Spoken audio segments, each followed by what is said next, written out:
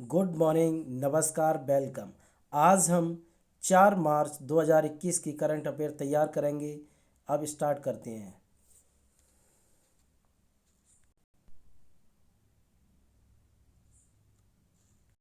Question number first.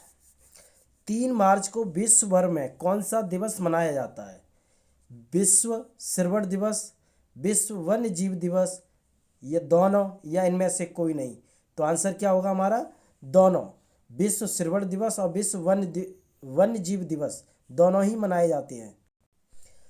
3 मार्च को विश्व भर में विश्व सिरवट दिवस और विश्व वन्य जीव दिवस मनाया जाता है। विश्व वन्य जीव दिवस को मनाने का उद्देश्य दुनिया के वन्य जीवों और वनस्पतियों के बारे में जागरूकता बढ़ाना है। Question number second. ISSF shotgun विश्व कप में भारतीय पुरुषों की स्कीट टीम ने कौन सा मेडल जीता है? Gold medal, silver medal, bronze medal या इनमें से कोई नहीं। तो आंसर क्या होगा? सिल्वर मेडल जीता है। ISSF शॉटगन विश्व कप में भारतीय पुरुषों की स्कीट टीम अंगद वीर सिंह बाजवा, महराज अहमद खान और गुरजोत खंगूरा ने सिल्वर मेडल जीता है। उन्होंने 7 राउंड की योग्यता में कजाकिस्तान की टीम को 6-2 से हराकर सिल्वर मेडल जीत लिया है। Question number third. प्रधानमंत्री नरेंद्र मोदी ने हाल ही में मैरी टाइम इंडिया समिट 2021 के कौन से संस्करण का उद्घाटन किया है? पहले संस्करण का, दूसरे संस्करण का, तीसरे संस्करण का, चौथे संस्करण का। तो आंसर क्या होगा? दूसरे संस्करण का। प्रधानमंत्री नरेंद्र मोदी ने हाल ही में मैरी टाइम इंडिया समिट 2021 के दूसरे संस्करण का उद्घाटन किया है। 50 देशों के 1 लाख से अधिक प्रतिभागियों ने MIS समिट 2021 के लिए ऑनलाइन पंजीकरण किया है। Question number 4। इसरो ने हाल ही में किस महासागर क्षेत्र में DRDO द्वारा विकसित एक उपग्रह सिंधु नेत्र प्रक्षेपित किया है? प्रशांत महासागर, अटलांटिक महासागर, आर्कटिक महासागर, हिंद महासागर। तो आंसर क्या होगा इसका? हिंद महासागर। भारतीय अंतरिक्ष अनुसंधान संगठन इसरो ने हाल ही में हिंद महासागर क्षेत्र में DRDO के द्वारा सैन्य और मर्चेंट नेवी के जहाज़ों की गतिविधियों की निगरानी के लिए बनाए गए एक उपग्रह सिंधु नेत्र को प्रक्षेपित किया है। इस सिंधु नेत्र को बेंगलुरु स्थित PES विश्वविद्यालय के छात्रों द्वारा विकसित किया गया है। Question number 5। हाल ही में खेल मंत्रालय ने भारतीय जिम्नास्टिक महासंघ को किस वर्ष के बाद मान्यता दे दी है? 5 साल, 10 साल, 15 साल, 20 साल। तो आंसर क्या होगा? 10 साल। खेल मंत्रालय ने वर्ष 2011 में महासंघ में लड़ाई के कारण भारतीय जिम्नास्टिक महासंघ को मान्यता रद्द करने के बाद हाल ही में 10 साल बाद भारतीय जिम्नास्टिक महासंघ को मान्यता दे दी है। यह मान्यता 31 दिसंबर तक के लिए दी गई है। Question number 6। हाल ही में कौन सोशल मीडिया प्लेटफॉर्म इंस्टाग्राम पर 10 करोड़ फॉलोअर्स पूरे हासिल करने वाला पहला क्रिकेटर बन गया है? सचिन तेंदुलकर, रोहित शर्मा, विराट कोहली, सचिन तेंदुलकर। तो आंसर क्या होगा? विराट कोहली।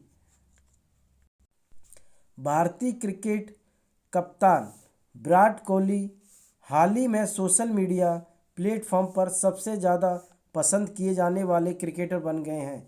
वे साथ ही इंस्टाग्राम पर 10 करोड़ फॉलोअर्स पूरे हासिल करने वाले पहले क्रिकेटर बन गए हैं। वे इस फेरिस्ट में जुड़ने वाले दुनिया के 5वें एथलीट हैं। Question number 7। भारत के किस राज्य की महान गायिका डॉक्टर ओमना कुट्टी को स्वाति संगीता पुरस्कारम 2020 से सम्मानित किया गया है? गुजरात, महाराष्ट्र, बिहार, कर्नाटक। तो आंसर क्या होगा? कर्नाटक। कर्नाटक राज्य की महान गायिका डॉक्टर ओमना कुट्टी को स्वाति संगीता पुरस्कारम 2020 से सम्मानित किया गया है। यह स्वाति संगीता पुरस्कारम केरल में संगीत के क्षेत्र में दिया जाने वाला यह सर्वश्रेष्ठ पुरस्कार है। इस सम्मान के तौर पर एक सर्टिफिकेट और 20 लाख रुपए प्रदान किए जाते हैं। क्वेश्चन नंबर 8, उड़ीसा के मुख्यमंत्री नवीन पटनायक ने राज्य में अनुसूचित जनजाति के छात्रों की छात्रवृत्ति के लिए कितने करोड़ रुपए को मंजूरी दी है? 120 करोड़ रुपए, 125 करोड़ रुपए, 110 करोड़ रुपए, 101 करोड़ रुपए। तो आंसर क्या होगा? 101 करोड़ रुपए। उड़ीसा के मुख्यमंत्री नवीन पटनायक ने राज्य में अनुसूचित जनजाति के छात्रों की छात्रवृत्ति के लिए 101 करोड़ रुपए को मंजूरी दी है। राज्य के 50,000 छात्रों को यह छात्रवृत्ति मिलेगी। इसके अलावा मुख्यमंत्री ने 3 आकांक्षा और 68 दूसरे हॉस्टल का उद्घाटन किया। यही नहीं, मुख्यमंत्री नवीन पटनायक ने इन हॉस्टलों में रहने वाले 5.75 लाख छात्रों के लिए माय हॉस्टल कार्ड भी लॉन्च किया है। क्वेश्चन नंबर 9, राज्यसभा और लोकसभा टीवी के विलय के बाद अब इसे नाम दिया गया है दिल्ली टीवी, संसद टीवी, आत्मनिर्भर टीवी, लोक कल्याण टीवी। तो आंसर क्या होगा? संसद टीवी।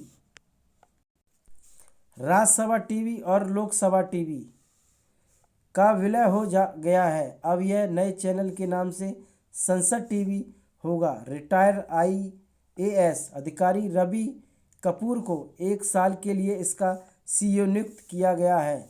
बता दें कि दोनों चैनलों के विलय के लिए नवंबर 2020 में राज्यसभा के सभापति वेंकैया नायडू और लोकसभा के स्पीकर ओम बिरला ने एक पैनल का गठन किया था। इसी पैनल की सिफारिश पर दोनों चैनलों का विलय किया गया है। क्वेश्चन नंबर 10, केंद्र सरकार ने साल 2035 तक समुद्री परिवहन क्षेत्र में निम्न में से कितने अरब डॉलर निवेश करने की घोषणा की है? 92 अरब डॉलर, 52 अरब डॉलर, 82 अरब डॉलर, 12 अरब डॉलर। तो आंसर क्या होगा? 82 अरब डॉलर। प्रधानमंत्री नरेंद्र मोदी ने हाल ही में कहा कि देश में समुद्री नौवहन क्षेत्र के विकास में 2035 तक विभिन्न परियोजनाओं में 82 अरब डॉलर का निवेश किया जाएगा। बंदरगाहों के विकास के साथ ही जल मार्गों का विकास और लाइट हाउस के आसपास पर्यटन को बढ़ावा देने के लिए कदम उठाए जाएंगे। प्रधानमंत्री ने कहा कि भारत की तटीय सीमा के साथ 189 प्रकाश स्तंभ, इनमें से सरकार 78 प्रकाश स्तंभ के आसपास पर्यटन का विकास करने की योजना पर काम कर रही है। क्वेश्चन नंबर 11, हाल ही में किस राज्य सरकार ने निजी क्षेत्र की नौकरियों में 75% राज्य के युवाओं के लिए आरक्षण को मंजूरी प्रदान कर दी है? हरियाणा, झारखंड, तमिलनाडु, कर्नाटक। तो आंसर क्या होगा? हरियाणा में। हरियाणा सरकार ने निजी क्षेत्र में अब स्थानीय लोगों को 75% आरक्षण दे दिया है। हरियाणा के राज्यपाल सत्यदेव नारायण आर्य ने विधेयक को मंजूरी दे दी है। इस विधेयक के दायरे में राज्य में निजी कंपनियों, सोसाइटी, ट्रस्ट, साझेदारी फर्म आते हैं। विधेयक योग्य लोगों के उपलब्ध नहीं होने की स्थिति में योग्य स्थानीय उम्मीदवारों के प्रशिक्षण का प्रावधान करता है। बिल के मुताबिक आरक्षण कानून नहीं बनाने वाली कंपनियों पर जुर्माना लगाने का भी प्रावधान होगा। क्वेश्चन नंबर 12, किस राज्य के प्रसिद्ध संगीतकार बलदेव शरण नारंग का हाल ही में दिल का दौरा पड़ने से निधन हो गया है? बिहार, झारखंड, पंजाब, उत्तर प्रदेश। तो आंसर क्या होगा? पंजाब के। पंजाब के प्रसिद्ध संगीतकार बलदेव शरण नारंग का हाल ही में दिल का दौरा पड़ने से निधन हो गया है। उनके निधन की खबर सुनते ही संगीत व कला की दुनिया में शोक की लहर दौड़ गई। बलदेव शरण नारंग का जन्म नकोदर पंजाब में हुआ था। संगीत की शुरुआत शिक्षा उन्होंने अपने पिता पंडित केसर चंद से ली। उन्होंने साल 1973 में डीएवी कॉलेज में बतौर संगीत प्रोफेसर ज्वाइन किया था। क्वेश्चन नंबर 13, संसद टीवी के पहले मुख्य कार्यकारी अधिकारी के रूप में निम्न में से किसे नियुक्त किया गया है? मोहित अग्रवाल, रवि कपूर, संजय खान, राहुल सचदेवा। तो आंसर क्या होगा? रवि कपूर को। लोकसभा और राज्यसभा टीवी को मिलाकर संसद टीवी बनाने की प्रक्रिया शुरू कर दी है। इसके तहत भारतीय प्रशासनिक सेवा आईएएस के सेवानिवृत्त अधिकारी रवि कपूर को 1 साल के लिए संसद टीवी का मुख्य कार्यकारी अधिकारी सीईओ नियुक्त किया गया है। मालूम हो कि रिटायर आईएएस अधिकारी रवि कपूर 1986 बैच के असम मेघालय कैडर के हैं। उन्होंने कॉमर्स में ग्रेजुएशन और बिजनेस एडमिनिस्ट्रेशन में पोस्ट ग्रेजुएशन किया है। वह कपड़ा मंत्रालय के सचिव रह चुके हैं। साथ ही खान और खनिज, वन और पर्यावरण एक्ट ईस्ट पॉलिसी मामलों में सार्वजनिक उद्यम के प्रभारी भी रह चुके हैं। क्वेश्चन नंबर 14, किस भारतीय पहलवान ने हाल ही में महिलाओं के 53 किलोग्राम वर्ग में स्वर्ण पदक जीता है? पूजा ढंडा, साची मलिक, विनेश फोगाट, नेहा राठी। तो आंसर क्या होगा? विनेश फोगाट ने। भारतीय पहलवान विनेश फोगाट ने महिलाओं में 53 किलोग्राम वर्ग में स्वर्ण पदक जीत लिया है। इस स्पर्धा में भारतीय पहलवान विनेश फोगाट ने विश्व के 7वें नंबर की खिलाड़ी बेलारूस की वेनेसा कलादिजिंक्सिया को फाइनल मैच में हराया। विनेश फोगाट ने इचियोन एशियाई खेलों में कांस्य पदक जीता था। इसके अलावा 2018 में एशियाई चैंपियनशिप में रजत पदक तथा 2018 राष्ट्रमंडल खेलों में स्वर्ण पदक जीत चुकी हैं। Question number 15, national level beauty pageant Mrs India 2020-21 का टाइटल क्राउन किसने जीता है? हर्षिता, प्रसन्ना, शिल्पा गोयल, दीपिका मेनन। इनमें से कोई नहीं। तो आंसर क्या होगा? हर्षिता प्रसन्ना ने। जयपुर राज्य की हर्षिता प्रसन्ना ने नई दिल्ली में आयोजित national level beauty pageant Mrs India 2020-21 का टाइटल क्राउन जीता है। National level beauty pageant Mrs India 2020-21 event की मेजबानी celebrity guest golden man of India Sunny Wakchaure और संजय पिक्चर ने की।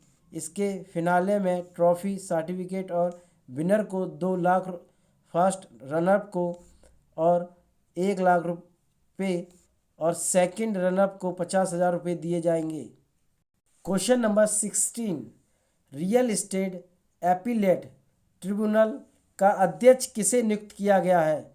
नीरज कार्तिक, वीरेंद्र जयप्रकाश, महेश रस्तोगी, बीरेंद्र सिंह सरदाना। तो आंसर क्या होगा? वीरेंद्र सिंह सरदाना को।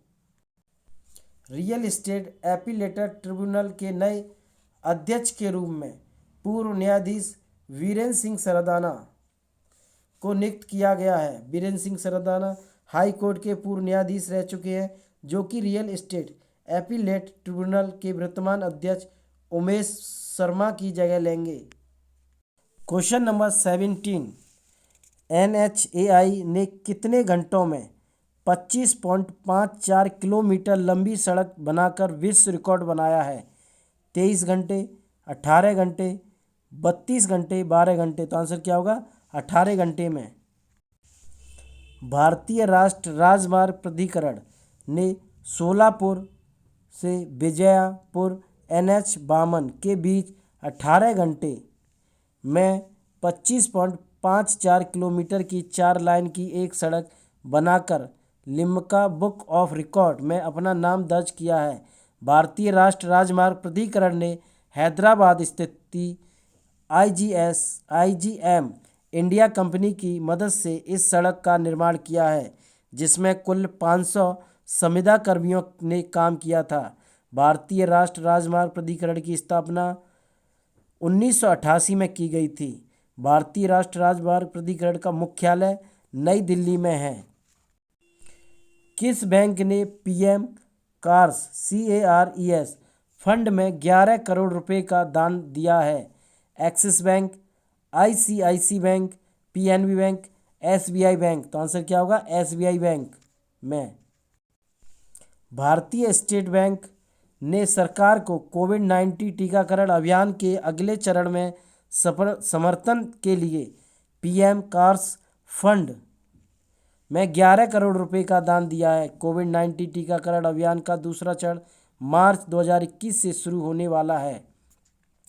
पिछले साल SBI बैंक ने कोविड-19 के खिलाफ अभियान में 107 करोड़ रुपए का योगदान दिया था। SBI बैंक का मुख्यालय बम्बई में है। SBI बैंक की स्थापना 1955 में की गई थी। इसके चेयरमैन पर्सन कौन है? दिनेश कुमार खरा। Question number 19, catch the rain अभियान क्या है? राष्ट्रीय जल मिशन का कैच द रेन अभियान राज्यों में लॉन्च किया जाएगा। अभियान के बारे में, इस अभियान की tagline catch the rain where it falls when it falls है। इस अभियान में उपयुक्त वर्षा जल संचयन संरचनाएं rain water harvesting structure RWHS बनाने में मदद मिलेगी, जो मानसून के गिरने से पहले जलवायु परिस्थितियों और उप मौसम के लिए उपयुक्त है। यह अभियान check dam, roof top RWHS, water harvesting pit tank की डिजिटलिंग को बढ़ाकर अपनी भंडार क्षमता बढ़ाने के लिए अभियान चलाया जाएगा। सरकार ने राज्य सरकारों से अनुरोध किया है कि वे इन गतिविधियों को सुविधाजनक बनाने के लिए प्रत्येक जिले, कलेक्ट्रेट या नगर पालिका या ग्राम पंचायतों में रेन सेंटर खोलें। इन केंद्रों में इस अवधि के दौरान एक समर्पित मोबाइल फ़ोन नंबर होगा। केंद्रों को एक इंजीनियर या एक व्यक्ति द्वारा संचालित किया जाएगा जो RWHS में अच्छी तरह से प्रशिक्षित होगा। इस अभियान का उद्देश्य यह सुनिश्चित करना है कि जिले की इमारतों में छत RWHS हो ताकि किसी भी परिसर में बारिश का अधिकतम पानी गिर सके। इससे मिट्टी की नमी में सुधार और भूजल को बढ़ाने में मदद मिलेगी। यह शहरी क्षेत्रों में सड़कों पर पानी के संचय को कम करेगा।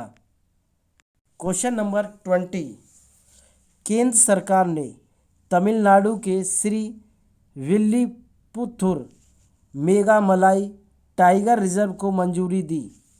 केंद्र सरकार ने तमिलनाडु में 5वें टाइगर रिजर्व बनाने को मंजूरी दे दी है। इस बाग में अभयारण्य श्री विल्लीपुथुर, ग्रिजल्ड, गिलहरी और मेघामलाई वन्य जीव अभयारण्यों को भी शामिल किया जाएगा। कई पर्यावरण कार्यकर्ता लगभग एक दशक से इन दोनों अभयारण्यों को जोड़ने के लिए एक टाइगर रिजर्व की मांग कर रहे हैं। कार्यकर्ता इस बाघ अभयारण्य को तिरुनेलवेली वन्यजीव अभयारण्य और फिर कल्लक्कड़ मुंडनथुराई टाइगर रिजर्व के साथ जोड़ने की मांग कर रहे हैं ताकि यह एक सन्निहित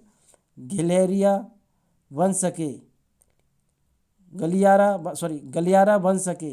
वन विभाग के प्रस्ताव में 1.48 लाख हेक्टेयर भूमि को श्री विल्लीपुथुर, ग्रिजल्ड, गिलहरी वन्य जीव अभयारण्य, तिरुनेलवेली वन्य जीव अभयारण्य और मेघामलाई वन्य जीव अभयारण्य को तमिलनाडु के 5वें बाघ अभयारण्य के रूप में घोषित किया गया है। National tiger conservation authority NTCA ने नए टाइगर रिजर्व को मंजूरी दी है। नया बाघ अभयारण्य न केवल वन्य जीव संरक्षण में मदद करेगा बल्कि इन जंगलों में वह नदी का कायाकल्प भी करेगा। कल्लक्कड़, मुंडनथुराई और पेरियार टाइगर रिजर्व के तमिलनाडु के साथ कई दक्षिणी जिलों की पानी की जरूरत पूरी होगी। नए Meghamalai Srivilliputhur tiger reserve के साथ जंगलों की बेहतर सुरक्षा होगी। Salim Ali centre for ornithology and natural history SACON की एक रिपोर्ट के अनुसार बाघों के प्रत्यक्ष और अप्रत्यक्ष साक्ष्य ज़्यादातर पश्चिमी पठार तक ही सीमित थे। इस रिपोर्ट में मेघामलाई वन्य जीव अभयारण्य के विस्तार की सिफारिश की गई है। हमारे चैनल को लाइक शेयर सब्सक्राइब करें। थैंक यू ज़्यादा से ज़्यादा।